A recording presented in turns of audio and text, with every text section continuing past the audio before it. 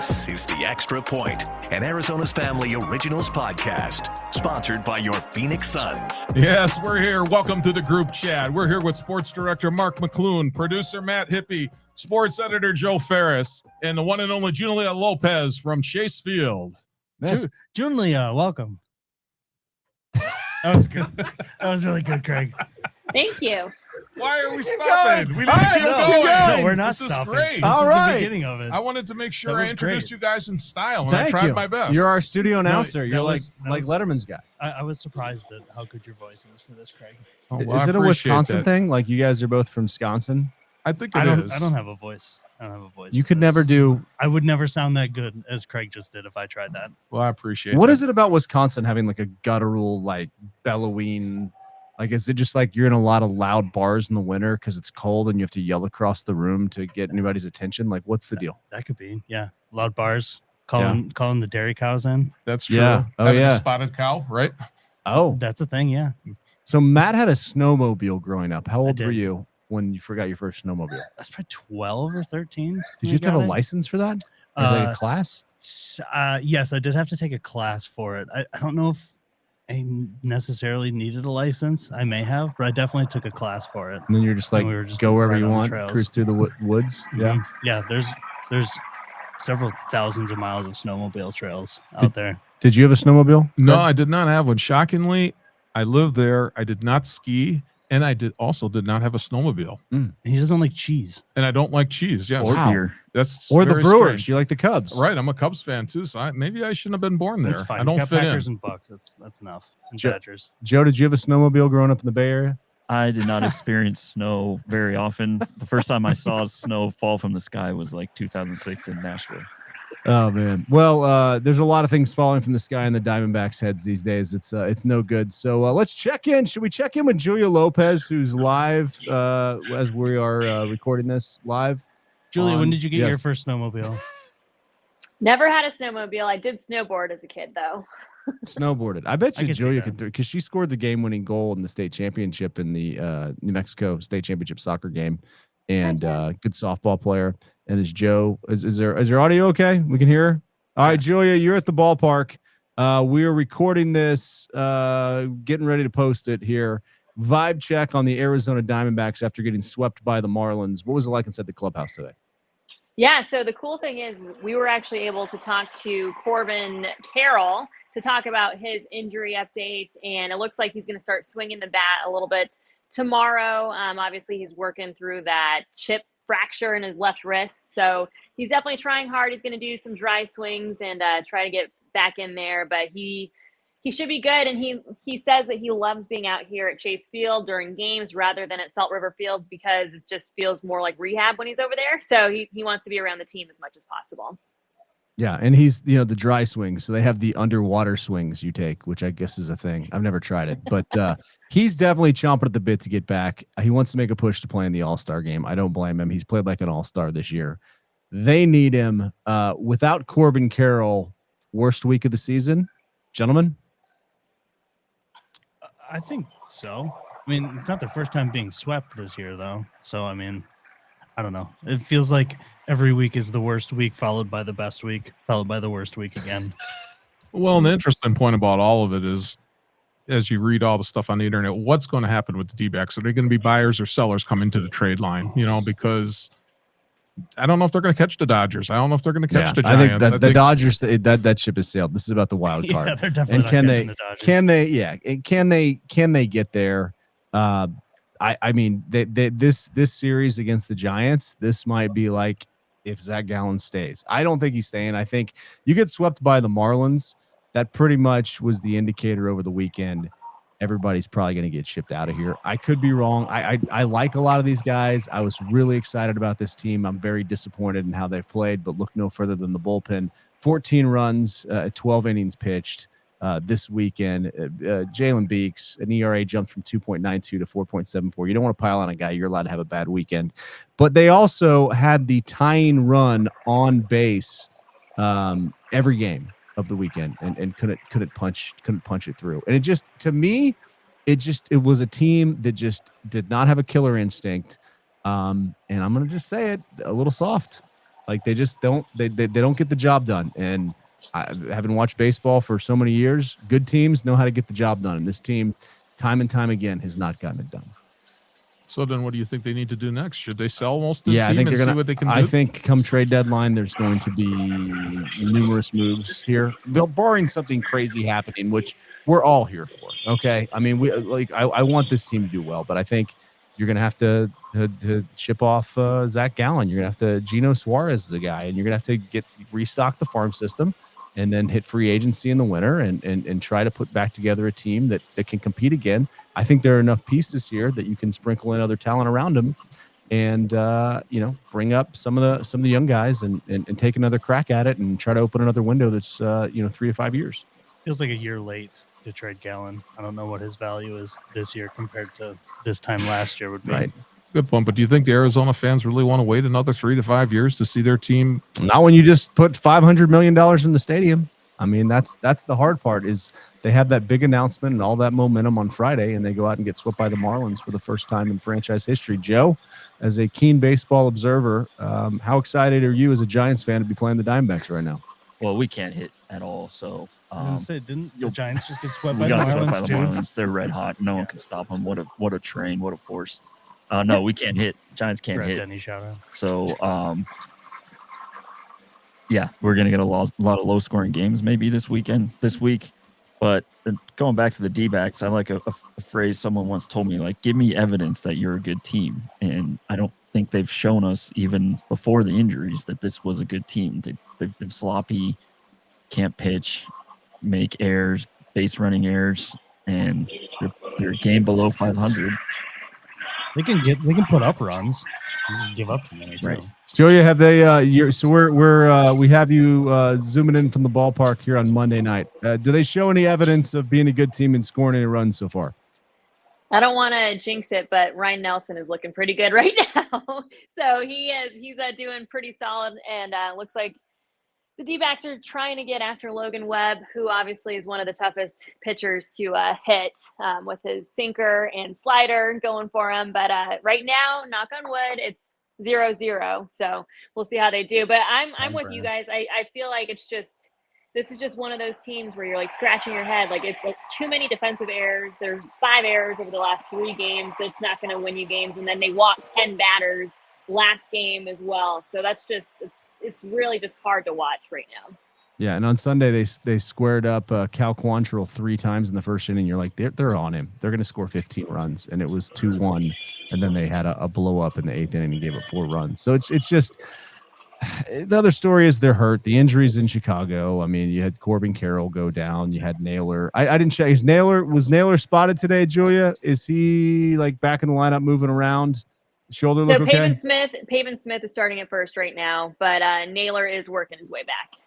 Okay, so he won't go on the injured list. Gino Suarez had a throw in the third on the right field on Sunday that we were all like, oh man. And then, I mean, Merrill Kelly did it on Friday, a lot of errors, but Gino's fighting through a hand injury. So, I mean, that's not easy to do, but there's a lot of throws that sail beyond first base, a lot of blow up innings. And then, Gabby Moreno, your catcher, is out, and you got 2 guys in the bullpen, AJ Puck and Justin Martinez, done for the season. And your ace, Corbin Burns, is done for the season. So you put that all together, they have to sell, right? I just think will the fans be ready for a rebuild? I don't even think it's a rebuild. I think it's a reset next year, but I think that all of your guys, like a Zach Gallen, for instance, whose contract is coming up, he's going to be a free agent. There's no guarantees of re-signing him. He'll be able to help. You'll be able to get something for him. And there's going to be a market for a starting pitcher who performed well in the postseason and took a perfect game in the 7th inning in the World Series 2 years ago. Someone will be able to fix him. Someone will be able to spot what's the issue there. Somebody's going to want Gino Suarez, guy with a ton of pop. It's sad, but this is kind of how it works. When it doesn't work, you got to kind of reshuffle the deck. But when do you make that decision here? Because as of Monday, the Diamondbacks 11 games back in the NL West, 5 games back in the wild card. They got the Giants for 4, Kansas City for 3. Julia, when do you make that decision? I want to see, maybe just before All-Star break, I want to see how they do in these next 14 games, see if they're even, showing heart, showing passion, and not making these silly mistakes that they've made over the past few games. Could you feel the passion in the clubhouse? I mean, I want someone to throw something. I want somebody to kick something. I want a bat to get broken. I want some screaming. I want to feel the fire. Could you feel any fire? No, I couldn't. Honestly, I'm still waiting on that. And I know that Naylor is one of those guys, though. Like, once he gets going, and like, he's one of those like tough guys for sure, but they need him out there. And he's another guy in a contract year. So if he gets healthy, you would think that Pavin Smith ends up being the everyday first baseman, because there's no guarantees you're going to re-sign him. It would be nice to see Ketel Marte go to the All-Star game too, based on what happened last week in Chicago. Weird scene. Have y'all ever seen anything like that before? Ketel Marte in tears on the field? I don't think I have. Not I that either. wasn't related to an injury or something like that. No. Julia, was he available today? I know his teammates were down there stumping for him at Chick-fil-A to vote to get him to the All-Star game, and you can vote today and tomorrow, and Wednesday they announce the starters. Does he have a little spring in his step? Is he it seems like he should be the leader of this team. Do you feel like that leadership is there? Well, we did not see him in the clubhouse. He probably came a little bit, before or after media was in there. But yeah, I feel like maybe something like that could actually, help him in a way of getting that fire back, and just like being like, okay, like let's do this, and kind of, obviously not what you want to see or feel, but I hope that Marte like really like runs with it. Do the Diamondbacks deserve 2 All-Stars if they were to get Corbin Carroll and Ketel Marte? Did they the way they played this year? Are they deserving? Well, of 2 All-Stars? Corbin was absolutely having an all-star season before he got hurt. He was phenomenal out there. He was the one consistent batter that they had. So I think before the injury, absolutely. I hope that he makes the All-Star game. And how's the fan base look tonight? After getting swept by the Marlins on a Monday, everybody's gone over to San Diego or back to Wisconsin, or the Wisconsin Dells. Where are you from again, Hippe? The Rapids? The Wisconsin Rapids. Okay, that's Madison right. Originally. Yeah. So, Julia, what's the vibe at the ballpark? How many people are down there? I will tell you this. There are a lot more Giants fans than I expected down here tonight. Oh, we're Arizona's team. Joe, how many Giants fans do you think are in the Valley? Like from your own scientific research? A lot. And the Giants did spring training here in the 50s, so they're an institution for sure. Games were on the radio here for a long time, right? And then you had the Phoenix Giants. Yeah, the Firebirds, Phoenix That's right. Firebirds, I think it was AAA. And they played outdoor baseball here in the summer. Yeah. And people actually went. That doesn't sound fun. No. But they're one of the higher drawing spring training teams. I think the Cubs have more, and now the Dodgers have a ton because of Ohtani. Right. But there's always orange and black at Chase Field. I've seen tons of games there. All right, Joe. So we're going to get yours and Julia's prediction here, and then let Julia get out of here and get back to writing the game and writing the game, logging the game, watching the game, reporting on the game. And thank you for the shot sheet you're going to put together for the show. But okay, predictions for this set against the Giants. What are we going to see here? Who are you asking? We'll start with Julia. Okay. I think that it's going to be a split series. I think Diamondbacks will take 2, Giants will take 2. Zach Gallen pitches tomorrow. Joe, if the Giants can score at all, I think we can beat this team. But I don't see us scoring a ton of runs. It's already 1-0. I see. So scoring 2 runs today is going to be tough. And you're looking forward to every time that bullpen door opens, correct? D-backs bullpen for sure. It gives me anxiety. And the bullpen was supposed to be the strength of the team this year. You can't help injuries, but it is what it is. All right, Julia, we'll let you get back to work. Thanks for joining us live on tape from the press box. Good luck, Julia. Yeah. All right. Thanks, guys. We'll see you later. All right. So not a lot of hope there. What about hope about Suns draft night, though? Do we feel like the Suns have put themselves in a position to be competitive for a playoff spot next year by drafting, Matt Watch out of Duke, Mark Williams trading for him from Charlotte, drafting Rasheer Fleming from St. Joe's, and Kobe Brea from Kentucky by way of Dayton. And then you have Colin Gillespie, the news of him potentially re-signing today from Shams. Is that enough to get you excited for Suns basketball here on Arizona's Family? I don't think this puts them any closer or further away from playoffs this year. Rookies in the NBA take some time to get up to speed and really make an impact. But I think 2, 3, 5 years from now, I think this draft may have made a really big difference. Mark Williams should help earlier, but getting the other Duke guy in Malawach and just getting some more beef for there. It's what Suns fans needed. It felt like most of the offseason was they've got no future, they've got no draft picks, we're not bringing anybody in, and now all of a sudden they add 3 guys in the draft in 2 nights that there's something there for Suns fans to be excited for. I don't know about this season, but at least 2-3 seasons down the road, I think they could be significant impact players. Well, and it was hilarious too because everybody's like, I have no hope. You know how Suns Twitter is. I mean, I get that all the time. You post one thing and you're like, okay, people, let's not go to the most extreme example here. But they're like, we have nothing. We're not going to be competitive till 2040. And then, you add 3 guys to the roster. You only have like 12. I know you have a Valley Suns team here. Yeah. But I mean, if fans need anything to be hopeful for, this roster had some glaring needs. And in the first opportunity to address it, they seem to be addressing those needs. So, I mean, I don't know what else you can ask for as a fan.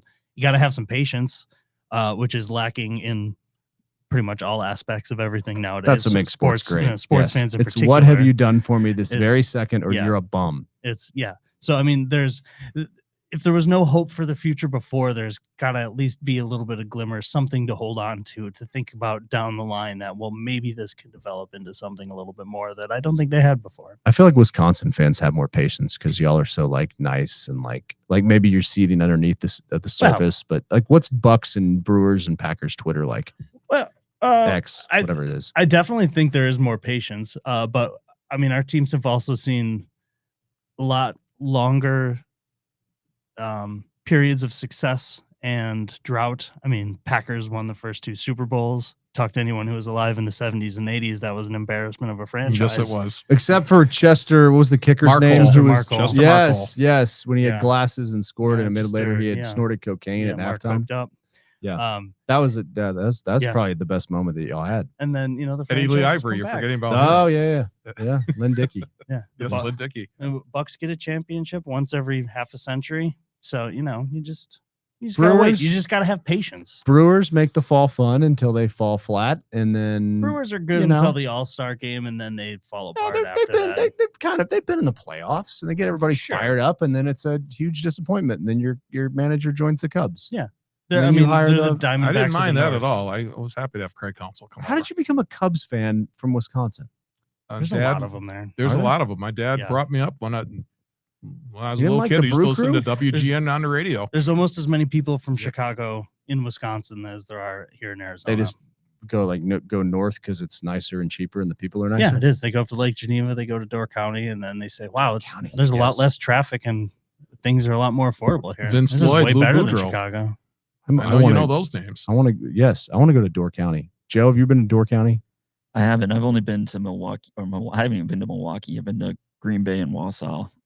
That's it. How was your Green Bay experience? This took a turn from a rundown, but let's talk about Green Bay. Your Lambeau experience. I'm okay for a Wisconsin podcast. We can get into We don't have to talk about it with the 2 Packer fans here. But yeah, I mean, I think it was a pretty good trip for you, Joe. I know what game you were at. For people who don't know, which is everyone, it was the 2021 playoffs when was that divisional round? The Packers were the 1 seed. They got the bye, sitting all warm in their homes while the Niners beat up Dallas and came into the cold and could barely score a touchdown. Had to wait for a block punt. And then Rodgers just kept throwing to Devontae Adams for some reason. He's just laser focused on him, wouldn't look to anybody else, and they lost it. I feel like the seasons go, the Brewers let you down in the fall, the Packers let you down after the new year, the Bucks let you down in the spring, and then summer's great. Fair? Yeah, I think that Badgers. I think sums it up. Badgers go to the Rose. Okay. Well, at this point, the Badgers are trying to be something they're not. So the next few years, they're just going to be what are they and what are they not? Oh, I mean, they need to be big, meaty farm boys running the ball all the time. They're not a spread air raid offense. Maybe that's what you got to do to try to compete in college football. I mean, give it a shot. Go for it. I don't have high expectations. I think they got to lean into what they are. You just need those corn-fed linemen. Holes for them. No one does. Yeah, that has won football games since for 100 years. I'm going to run over you. And we have bigger people. Are there bigger people in Wisconsin per capita? I mean, the women? Sorry. Is this live? And I'm just going to say, it takes some muscles to move those dairy cows around. That's all I'm going to say. I love Wisconsin. They probably don't love me after that comment. I don't think that you got to grill your own steak when we were there. So good. Yes. So Craig took me to this place next to Lambeau where you grill your own steak, and you talk grow your own steak. Grill. It'd be cool if you grew it. I mean, that'd be kind of gruesome. I don't know if I want to do that now. But yeah. Well, I guess they do. Yeah. Did you say that was prime quarter? Yes. Yeah. Prime quarter. Yeah. Oh, and you just talked to Packer fans. To all the Packers fans there. He was just having a ball. I had lots of friends. I'm sure they were all very happy to talk to Oh my God. It was great. Too. It was great. Yeah. Yeah. If you ever go to a tailgate out there, you don't need to bring anything. You'll get fed and drunk before you reach the door. Joe, was that your experience when you were at Lambeau? We arrived. We were driving from Minneapolis, so we were up against it. We got there half hour, 45 minutes before kickoff, paid for parking like in the car, driving in to make sure which lot it was. And then the line, you never realize the line to get in the Lambeau is insane. They're doing zero security. I mean, you can walk because everybody's in like big hunters. Just, what did you wear, by the way? They just wave you in about 10 layers, and it was still freezing, but it warms you up when your team wins a playoff game in Lambeau. I went to college in Green Bay, and I had some friends who lived around the stadium. And they make some serious money just by parking cars in their lawn.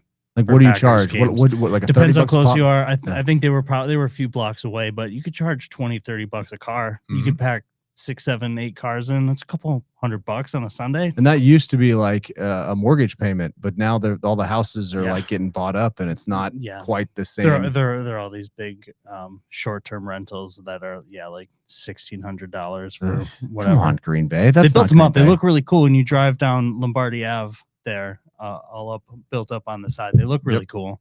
But that row in particular has kind of been commercialized, but the neighborhoods are still very existent and what make Lambeau special. And you guys both covered news and sports in Green Bay. Oh, yeah. Craig, could you if you would have bought 4 houses around Lambeau in 2003, if you could have, would you have? I would have. You could never have gone around for the value you'd get for either renting it out to someone going there or parking, like Matt said. It'd be a big mistake not to. An interesting thing we didn't talk about is going live pregame from the parking lot. You have never seen some of the stuff I saw when we were going live in there. Because yes, we would go from the field, but we would always do one from the parking lot. Like it was like Hippe with his shirt off, being like, "This is the most important day of my life. Your life, our life is a town." That was never. I was never. We had a girl come up to my reporter and kiss him and wanted to bear hug him on live TV. Imagine if that would have happened to you. Women, man, right? Friendly fans. Yeah. I mean, that's the kind of stuff you missed, Mark, by not going there. The rundown, Wisconsin women? No? There's a lot of Wisconsin talk. All right, before we make the transition here, favorite Packer game that you went to of all time? I have one. For me, it was easy. It was Monday Night Football. I think it was 2000 or so. It was a very memorable game. It was against the Vikings. It goes into overtime, and this was the one where Antonio Freeman fell down and the ball bounced off. Chris Dishman. Yeah, bounced off his shoulder and former he rolled Oiler. around, picked it up, and then ran in for the score. I was at that game, sitting a couple rows deep. Amon Green's family was sitting behind us. Dude, he was great. By far the most memorable game. That was actually weird because I was at that game shooting. Were you really? You have a shot? That's Do you have really any tape that we can look at? No, really but funny. I do have a shot earlier. That was the game. I almost got taken out last year. Remember you were videotaping it? And well, that was the game where Randy Moss also came by and hit my arm as I was going by and tapped me, said, "You're all right." And you said you deserve it. No, but he swiped into my shoulder. Yeah, he's about to say, "You're all right, right?" And I'm like, "Yeah." And he just walked right back out on the field, But it's not very often you're shooting games, and that took place. Yeah. But it's weird that he was there because I was shooting it when I was working for Green Bay, I happened to be at that game. That's weird awesome. that you mentioned that. Right. I think I was in 5th grade. Well, Craig, you have tickets, right, to one game a year? Yes. It's funny that you mentioned that because I paid for those just back in February. And every year I get, because my wife won the lottery back in 2003, through the Brown County. They had Season like ticket the lottery. Not season just ticket the lottery. Correct. Yes. Why are you? There's a difference. Okay. Yeah. Why are you working if your wife won the lottery? But she gets 2 tickets to one Packers home game. Yes. She gets the right to buy them, right? Yeah, but Yeah. normally I end up selling them to people in Wisconsin. Nobody here has taken me up on the deal to buy I will them do yet. that. I'm going to take my So- boys once they can get. Well, do you have Yeah. this year's game? Not yet. Okay. No, I You know what it usually is. get the seats at the end of July, early August. I find out which one. It's a Nice. random 2 seats in the newer section. And So- the Packers are coming here this year. We're fired up. Are you going to be? That's a Sunday. We don't have a post game This show. is Have you Sunday. bought We tickets? don't have a post game. I haven't. Of course, it's the most expensive game of the year. The longer I wait to decide whether I'm going to buy them, they're only going to go up.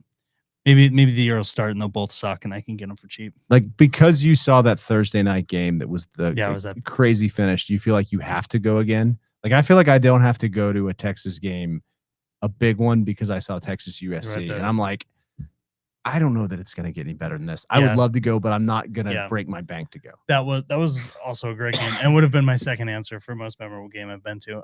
No, I haven't felt necessarily that way. Just every 4 years the Packers are here, I'd like to go. Was that as 4 years often as I ago? can. It was 2021. Yeah, so yeah, 4 years Yeah, ago. Oh my goodness, where did the time go? Yeah, That's no kidding. crazy. Wow. Maybe. Okay. All right. Well, we'll get back. If Craig offers to sell them to me, I'll buy them. Okay, there we go. Well, we'll see Alright. which game I get. I don't think you get these. For I don't think some you'll get this reason, one. no, not here, but for some reason, I tend to draw the Bears a lot. So I would love to go I've to that had game. the Bears quite frequently. It seems to be Yeah. the most popular one I get. Did the Niners go there this year? Can you sell them to Joe? I don't think they go there this year. Yeah. We I think- play the Bears out of the north. Interesting. I want to go to San Francisco too. All right. Well, let's move along here back to our conversation about local sports. And Craig's probably got to get out of here. Yeah, I was and talking edit. about Arizona. Yeah, but I want to talk about the team that's fun. That like it's fun talking about Wisconsin. We went off on a tangent, but man, the Mercury, they are fun. Now they lost on Sunday, but Friday night, and Craig has exited the building against the Liberty. I was watching that game while covering the D-backs and having more fun watching that game. This team, I feel like, could compete for a championship. Am I crazy? I don't think so. They've been playing great even when they were missing players. They feel like they've got that vibe to them. I mean, missing Copper most of the season, they still had a great run. They're a different team without Alyssa Thomas. Those 5 games she was out. I mean, she's, I think, the heart and soul and just the engine of this team. But you also got Sabali, who's An an all-star starter now as of today, and then all of these rookies who are, I don't know if they're outplaying their rank or station in the league, but they're not looking like rookies, and they're playing fantastic. So I mean, that feels like the recipe for a championship team. Whether they can beat other great teams, like, I mean, they beat New York twice. If they could beat them in a series, I don't know. Minnesota looks unstoppable, and Lafisa Collier is having an all-time season so far. But I mean, Mercury definitely have to be up there as contenders.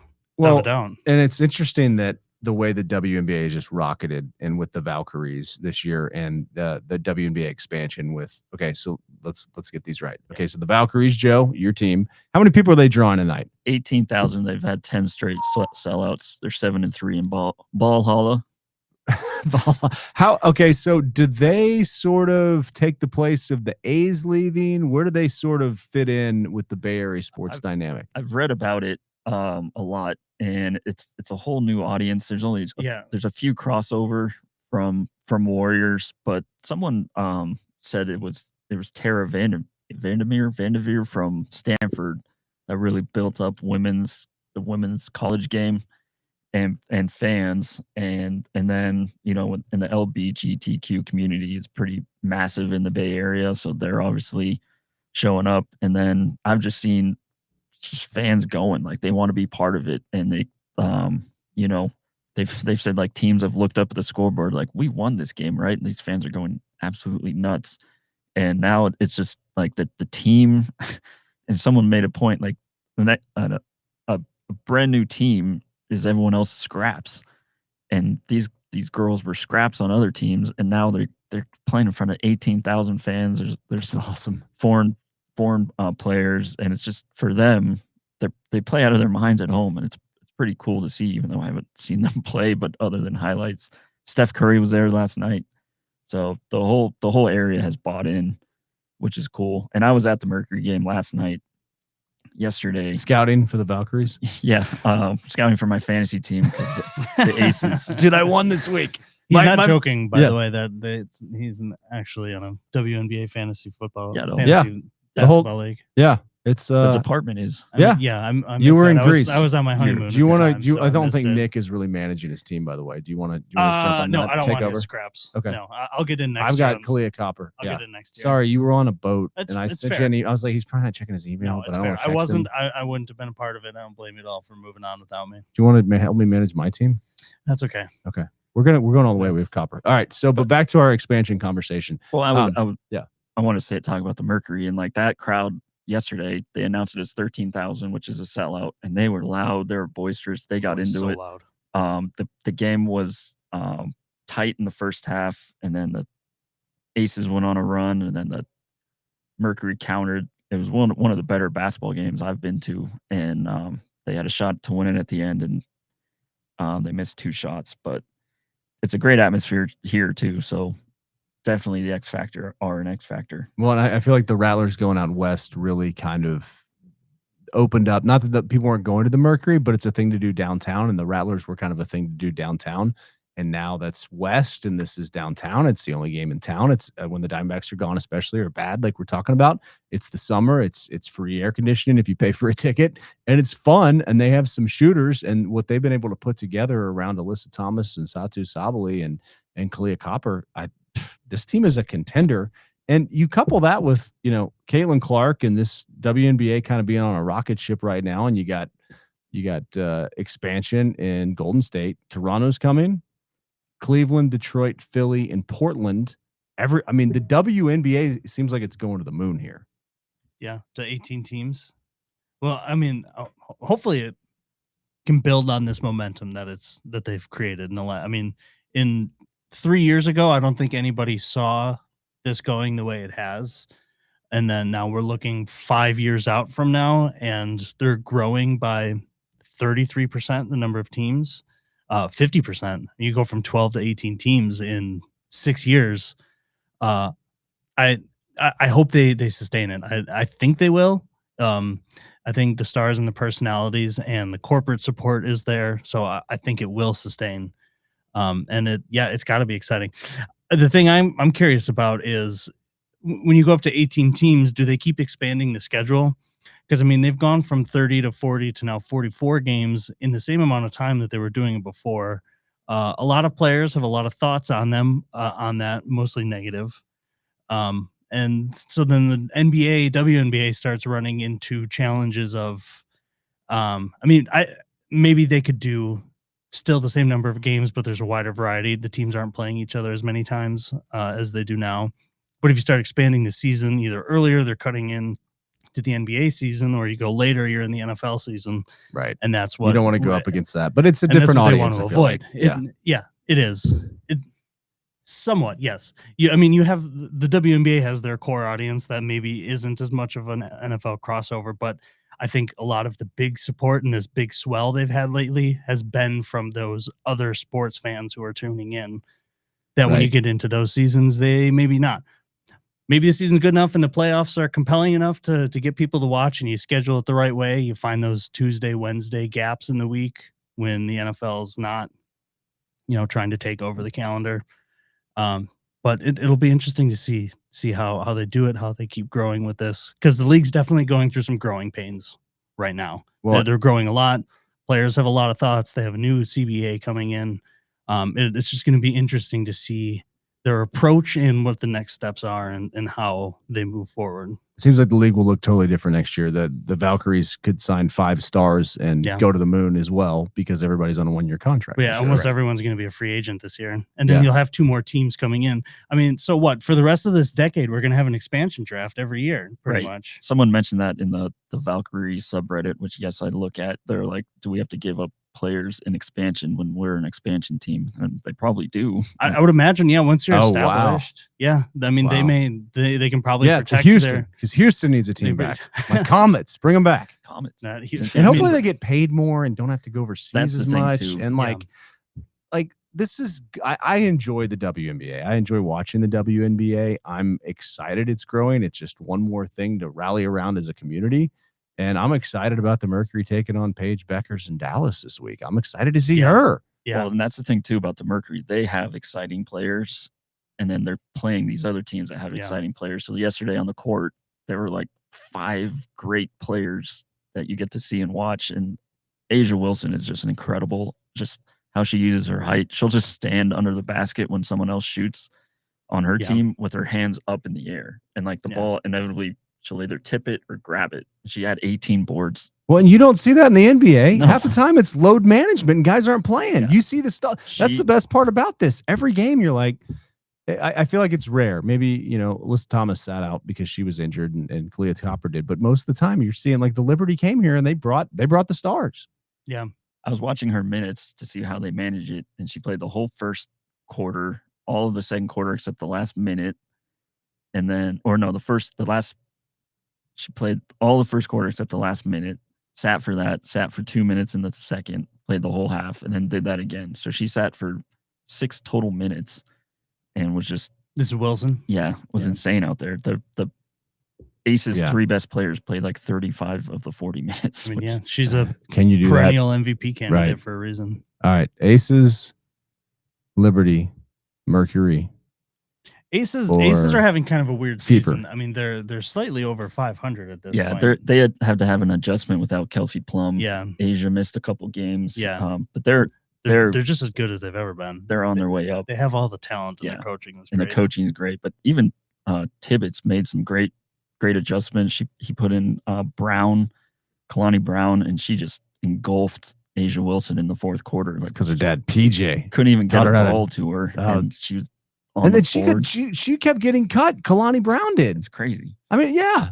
Like it's very interesting how Nick Uren and Tibbetts were able to put together this roster, and it all seems to fit so far. Yeah, it's pretty. They're cool. fun. I think people need to go watch a game, even watch on our air. Thank you. The plug. It's fun. And then watch the extra point for the breakdown. Yeah. They've got the right kind of hungry players. All right. Pet updates. How's PB doing? PB's good. Living his life. Not helping to pay bills at all. Just be a cat model. Just gets to lay around, sleep all day, get his stuff picked up after him. And it's just, I'm jealous of him and his life. Could PB and Harley ever like get together and have like a play date? No. My cat does not play well with others. What about Harley? Would Harley play well? He's only known one other cat, and that cat didn't have claws. So that cat was very defensive and wouldn't try to get Harley not to come near her. And then eventually he figured out she doesn't have claws. Like, your hissing doesn't matter. And he went up to mess with her. So no, Harley's a very independent cat. I'm the only human he ever really sees and interacts with. He hides from everyone else, which is very interesting. It's Harley the hiding cat. That's how PB was. And then I moved in with my wife, and it's been a whole adjustment since then. Yeah. So I just want this cat to live out the best years he can. The last years of his life. He's 10. He's a senior cat. Maybe got 5, 6. 10's not a senior cat. Stop. 5, 6 good years left. I thought cats live to be like 30. They do. 50. Cats never go away. They're always there. Hey, the Bucks got someone, Gary Trent Jr. GTJ. It's coming back. Did Gary Trent Sr. play for the Bucks? Senior? I feel like he did. I have no idea. All right, we'll talk about that tonight in the extra point. Your recap of all Milwaukee sports stuff. All right, Ross goes in the mountains with grandma. He's very happy. Best 4th of July memory. I'll start. Texas forever. Hanging out in Texas in the lake. Fireworks. Texas. It's the coldest beer in Texas. It's the biggest truck in Texas. Lake? We're going to go to Lake Travis. Oh, you're going this year? Yeah, we're going to go and hang out with my brother and his 4 kids. Cousin time. Yeah, it's going to be good for the soul. I don't think I'll wear a shirt all weekend. Maybe I should. Texas. Yes. Or maybe I'll just rip the sleeves off my shirt. Yeah. Even more Texas. Yes. 4th of July in Wisconsin seems fun. It's great. It's mosquito-y. But yeah, I remember in Madison, we used to watch the fireworks from the lake, take the boat out, watch fireworks from Lake Mendota. It's an isthmus. Pick one, you can see the fireworks. There was one year at Camp Longhorn, what the camp I grew up going to, where the counselors had all the fireworks on like a barge, like about this big, and it had a motor. Milwaukee too. But there was a spark, and the barge got lit on fire and all the fireworks started going off at the same time. So you just heard somebody swear, and then everybody jumped in the lake and swam in. Well, we had an amazing fireworks display as campers. That one of my favorite videos of all time is from San Diego in like 2012. It's one of the best. It's a very famous video when the fireworks, there was a glitch, just all of them went off at once. It's about 20 seconds of the most incredible fireworks you've ever seen, and then nothing. I'm very jealous of the people who got to see that in real life, because I think it would be phenomenal. That's what unless you're the guy in charge of it, or you have, hopefully no one was injured in that. Maybe, but that was more memorable than any fireworks show in history that's gone according to plan. So I saw the video. It might have been this year where a car ran into a fireworks shop, and then the fireworks started going off inside the shop. And all you hear is the. Yes, I have seen those. I've seen videos of fires at fireworks factory. Those are horrifying to see, and they just go on for days. It seems like there's pops going off. But yeah, fireworks great. 4th of July, awesome. I love this holiday until I moved to Arizona. Now it's one of my least favorites. You got to get out of town. That's the sign to get out. Yeah, just find somewhere else to go. San Diego. Yeah, I've been to Tahoe. Tahoe on 4th of July is amazing. We're actually we got a hotel. We got a room at the Wigwam just for Saturday night. Just go to watch their fireworks and not have to deal with traffic anywhere, and just walk back to a hotel room and stay there. So it's fun. They've got little shops and places to eat. Yeah, I haven't been there before. So. It's supposed to rain this 4th on Friday. I'll take it. That's as good as fireworks to me here in Arizona. Fireworks or rain is just as fun. Well, Joe, favorite 4th of July memory? The Tahoe one I mentioned. We went boating all day. We parked on a barge and partied with all sorts of people, and then saw fireworks at night. I also have been to DC, and just being there and seeing DC, I bet's great. The amount of fireworks they let off on that National Mall, and everyone's there, and it was just like a section of the sky that I could see, and it was incredible. Even though how hot it was, that was like 100 degrees. Have you ever been in a plane on the 4th of July? I haven't, but I love those videos now. I have flown on the 4th of July before, and it's pretty great. And it was at night, so you're coming in, and you can see fireworks going off all over the place, like just all across the horizon. You see little pops and like things coming up. It was cool. one of the cooler experiences I've had. Or if you land on a Saturday night in the fall, you can go by Sun Devil Stadium and have the fireworks go off around your plane, which I always thought is interesting. All right. Well, different kind of exciting. Real quick, I was in West Palm Beach, and it was raining, and they thought no fireworks. And then all of a sudden they're like, "No, there's enough space." And like, these were the lowest fireworks I've ever seen. I'm like, they're going to catch these palm trees on fire. Not in Florida. Everything's too wet. It was crazy. All right. Well, let's report back with our 4th of July next week. I think we're going to let's table Disneyland versus Disney World for next week as well. And we'll talk more Wisconsin sports. That's on no the debate. group It's chat. Disney World. Oh, there's a debate then. Oh, stop. The debate continues. And the Extra Point Podcast is a production of 3TV, CBS5, and azfamily.com in Phoenix, Arizona.